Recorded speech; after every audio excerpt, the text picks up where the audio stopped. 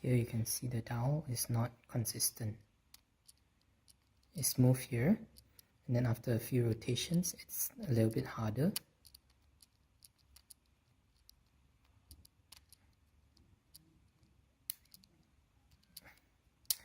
The left one can't even turn properly at all.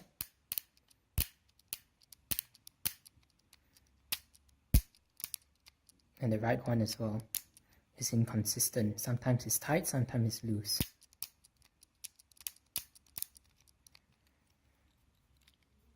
And this dial is entirely not functioning properly. See, I can't turn it past a few circles. From here is tight, here is tight again, now it's smooth, and now it's tight. The rest is fine.